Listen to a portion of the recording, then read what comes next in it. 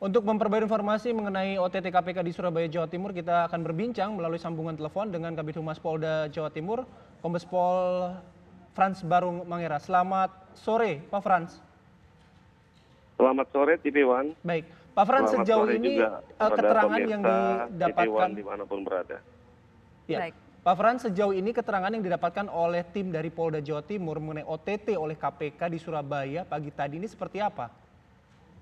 Ini absolut ya bahwa apa yang dilakukan ini adalah semua mutlak adalah apa yang dilakukan merupakan kewenangan daripada KPK.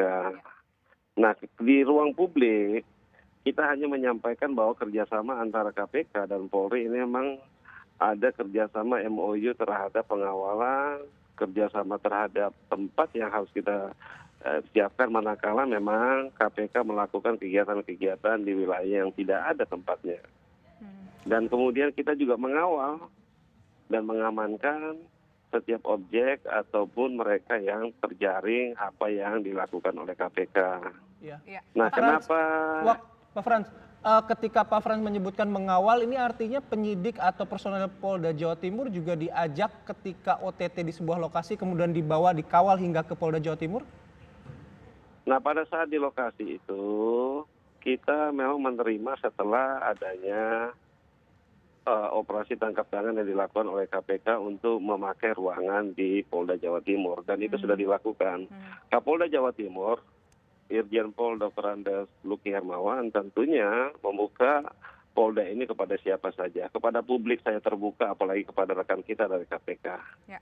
Nah, ini adalah bentuk kerjasama yang harus kita tampilkan juga ke depan publik bahwa KPK dan Polri memang tujuannya adalah sama dalam rangka penegakan hukum.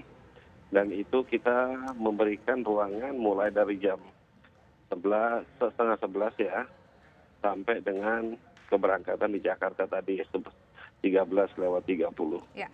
Pak Frans, pihak dari Polda Jawa Timur sendiri tahu tidak sebetulnya kelima orang ini termasuk Romi ditangkap di mana sih, Pak?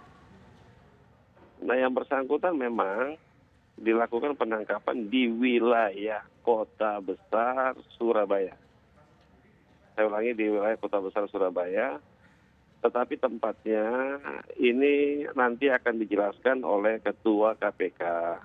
Karena sekali lagi kami meluruskan saja bahwa apa yang sudah tersebar di media, bahwa penangkapan dilakukan di Kanwil Hukum, Kanwil Departemen Agama, itu sama sekali tidak benar. Yang benar adalah satu tempat nanti akan dijelaskan oleh Ketua KPK sendiri.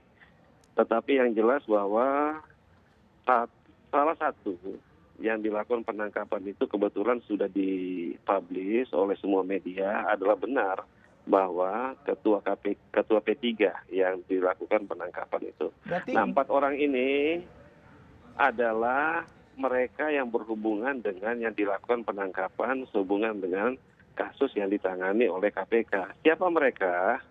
1, 2, 3, 4 nanti akan disampaikan langsung malam ini oleh Ketua KPK. Itu tadi yang kami dapatkan informasinya. Oke, saat pemeriksaan, saat ada peminjaman ruangan tersebut, Pak, untuk proses pemeriksaan sementara, apakah di dalamnya juga ikut penyidik polisi, Pak?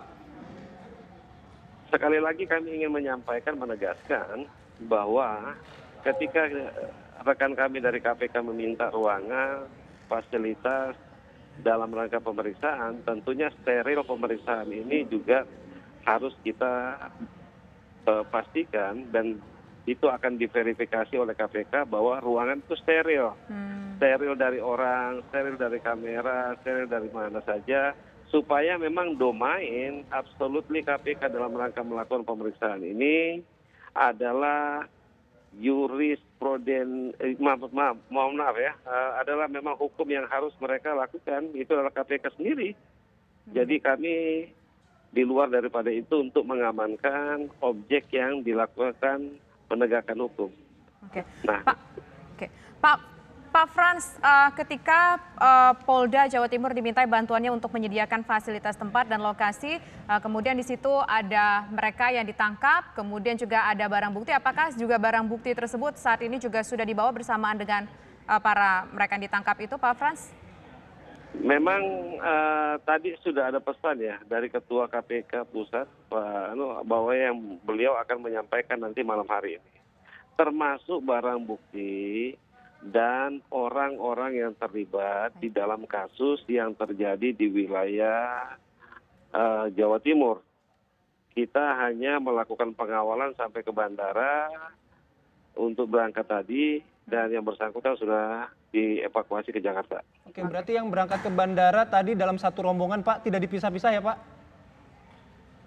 2 mobil ya. Kita tadi 2 mobil untuk dropping yang bersangkutan dan kita kawal sampai kita pastikan untuk keamanan pelaksanaan sterilisasi dan kerjasama berlangsung dengan cukup baik. Artinya dengan penerbangan yang sama ya Pak ya? Ya jelas lah. Baik, terima kasih Terima kasih, Pak Pak. Frans Barung Mangera selaku Selamat- Kabid Humas Polda Jawa Timur. Selamat sore.